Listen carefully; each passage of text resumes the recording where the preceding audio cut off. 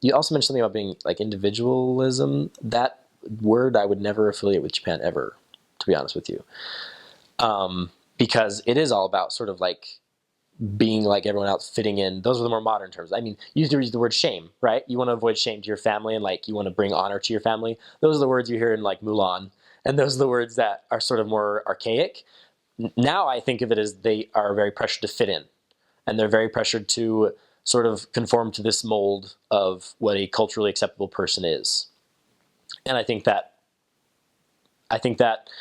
sort of drives a lot of things that I've told you today about the culture. I think that it drives the low crime rate in some ways. I think that it drives that experience you have at restaurants, because if they don't maintain this really high cultural perception where they're just at your beck and call, they're very, then that restaurant won't be culturally acceptable. People won't look at it the same way, and they won't go there. And in many ways, it's a good thing because it does increase that standard, as I just mentioned with the restaurants and the crime and different things like that. In some ways, it's not so good.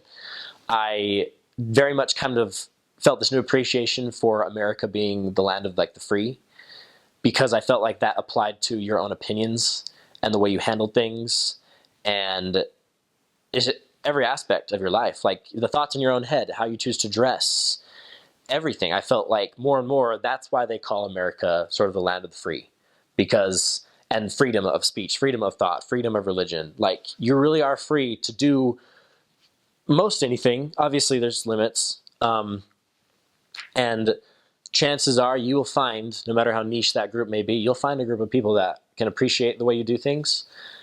Especially, internet cyber balkanization has brought this about in a big way.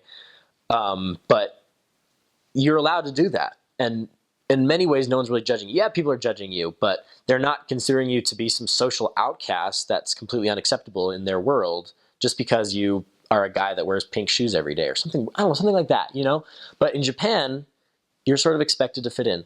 You're expected to do, as a boy, you're expected to go to school, go to college, get a job, support your family, work 12 flipping hours a day, and maintain that sort of lifestyle. And you're expected to not commit crime. You're expected to not probably wear pink shoes. I don't know. I didn't think about that too much. All their schools have uniforms, so that was sort of a weird example. But it does stand out to me as something that if you did, you'd probably be, in a little way, sort of ostracized, if you will, from other people because you're doing something that doesn't fit in.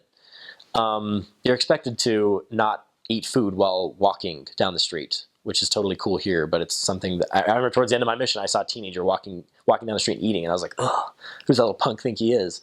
It's just different things like that you're expected to not do there. That, in my mind, I sort of started to affiliate with sort of a big difference between America and Japan. And so you mentioned this, like honoring your family. That's part of it. You mentioned things like that. And I feel like that is a big part of their culture. And it's also part of that indirect thing. You're expected to be indirect. You're expected to not be in someone's face. It all fits in together, in my opinion. It's something you're expected to do. And the expectations in America are really that you're expected to do what you want, almost. Does that make sense? So that's a big difference. Really big difference. Another kind of cultural shock difference that I felt that I had to adjust to.